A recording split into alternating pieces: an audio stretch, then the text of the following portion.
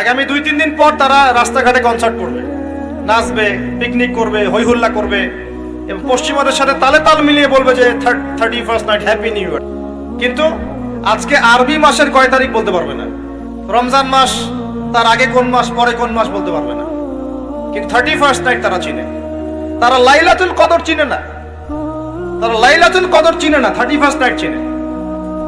আপনি কোন প্রজন্ম তৈরি করছেন দেখেন। এখানে প্রসঙ্গ যেহেতু এসেই গেল বলে দেই এই কথাটা, পরে বলে যাব যে খ্রিস্টপূর্ব প্রায় 46 সালের দিকে এক ব্যক্তি ছিল, তার নাম ছিল জুলিয়াস সিজার। কি নাম? Julius Caesar. এই জুলিয়াস সিজার নামে এক ব্যক্তি ছিল যে আসলে সিজার নামক এক দেবতার উপাসনা করত। কথা বুঝতে পারছেন? ওদের অনেক দেবতা ছিল, এরকম একটা দেবতার নাম ছিল সিজার। ওর নামে সে নামকরণ রেখেছে জুলিয়াস সিজার। এই নক্ষত্র পূজারী ছিল, তারার পূজা করত। কথা বুঝতে পারছেন? তো তারার পূজা যে করে সে কি তাওহীদপন্থী না মুশরিক? বলেন, সে কি ইমানদার না কাফের, কোনটা? এখন সে একটা ক্যালেন্ডার ফর্ম করেছিল, এর নাম হলো এই গ্রেগরিয়ান ক্যালেন্ডার বলে আর কি। এখানে প্রথম বর্ষ যেটা, এই প্রথম বর্ষতে উৎসব পালন করা শুরু করেছে এই জুলিয়াস সিজার নামক এই ব্যক্তি প্রথম, এবং সে সমাজ এটা চালু করে দিয়েছে। এরপরে আরো পরে প্রায় খ্রিস্টের জন্মের 800 বছরের দিকে পারস্যের এক সম্রাট ছিল, তার নাম ছিল মনে হয় জামশিদ। জামশেদ না, জামশিদ। তো এই ব্যক্তি একজন সম্রাট ছিলেন। তো সে আবার এরকম বর্ষ বরণের জন্য একটা মানে উৎসবের আয়োজন করে, তার নাম দিয়েছিল নওরোজ। কি নাম দিয়েছে?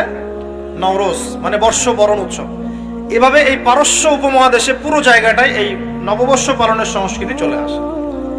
এগুলো হতে হতে হতে আজকে যে দেখছেন আপনি 31st নাইট, এই যে গ্রেগরিয়ান ক্যালেন্ডার যেটা, মানে পশ্চিমারা সারা বিশ্ব শাসন করেছে না। যখন ব্রিটেন সারা বিশ্বকে শাসন করছিল, আমাদের এখানে আমাদের দখল ছিল না। পলাশির যুদ্ধের হিস্ট্রি জানেন না? কত বছর এখানে শাসন করেছে? প্রায় 200 বছর এরা এখানে শাসন করে নাই। নবাব সিরাজউদ্দৌলার পতনের পর থেকে প্রায় 200 বছর এই ভারতীয় উপমহাদেশ তারা শাসন করেছে না। এখানে এই গ্রেগরিয়ান ক্যালেন্ডার ছড়িয়ে দেওয়া হয়েছে। এখন আমরা এই যে 31st নাইটের উৎসবটা পালন করছি, শুরু করছি। এটা কি আমাদের উৎসব? এটা কি মুসলমানদের? কাদের হলো তাহলে? পশ্চিমাদের, রোমকদের, পশ্চিমাদের, যাদের সাথে ইসলামের দূর দূর পর্যন্ত কোনো সম্পর্ক নাই। আর নবী সাল্লাল্লাহু আলাইহি ওয়াসাল্লাম কি বলছেন শুনেন। আল্লাহ নবী বলছেন তোমাদের জন্য আনন্দের উৎসব দুইটা। কয়টা? একটা ঈদুল ফিতর, রমজান মাসে সম সাধনার পরে, কিয়ামুল লাইলের পরে, তারাবির পরে, তাহাজ্জুদের পরে, কোরআন খতম দেওয়ার পরে, যাকাত ফিতর দেওয়ার পরে, ত্যাগের এই মাসের পর আমরা একটা আনন্দ করি, ঈদুল ফিতর। করি কি না? সবাই আনন্দ ভাগাভাগি করে নেই, আলহামদুলিল্লাহ। ওই দিন আল্লাহ পাক কি করেন? আল্লাহ পাক রমজানের রোজাদার যারা ছিলেন সবাইকে মাফ করে দেন, আলহামদুলিল্লাহ। মুক্তি পাই আমরা, নাজাত পেয়ে যাই। উৎসব এটা আমাদের, আনন্দ, খুশি আমাদের। আরেকটা হচ্ছে ঈদুল আজহা, যখন ওই যে ইসমাইল আলাইহিস সালামকে যে কুরবানি করার মহান স্মৃতি, সেই স্মৃতিকে স্মরণ করে আমরা ইব্রাহিমী চেতনায় আবার কি করি? ঈদুল আজহার এই পশু কুরবানির মধ্য দিয়ে নিজের পশুত্বকে কুরবানি দেই, আল্লাহর সামনে আমরা আত্মসমর্পণ করি। করি কিনা? এই দুইটা হচ্ছে আমাদের উৎসব। এগুলো বাদ দিয়ে নবীজি বলছেন মান তাশাব্বাহা বিকওমিন ফাহুয়া মিনহুম। কেউ যদি তোমাদের মধ্যে অন্য কোন জাতির সাদৃশ্য অবলম্বন করে, যে যে জাতির সাদৃশ্য অবলম্বন করবে সে তাদের অন্তর্ভুক্ত হয়ে যাবে। নাউযুবিল্লাহ। আমরা কি চাই উম্মতে মুহাম্মাদের অন্তর্ভুক্ত হতে, না ওই পশ্চিমাদের অন্তর্ভুক্ত হতে? পশ্চিমা কারা? যাদের মধ্যে ছেলে ছেলে বিয়ে করা জায়েজ। খুশি হয়েছেন?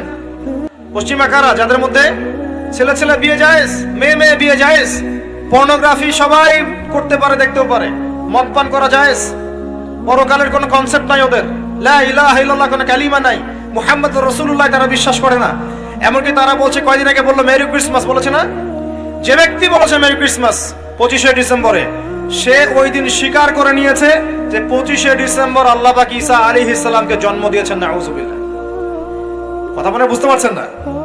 যখনই আপনি এটা পালন করেছেন, তার মানে ওই দিন আপনি স্বীকার করেছেন যে ওই দিন আল্লাহ পাক ঈসা ইবনে মারিয়াম, আল্লাহর পুত্র, নাউযুবিল্লাহ, তাকে তিনি জন্ম দিয়েছেন।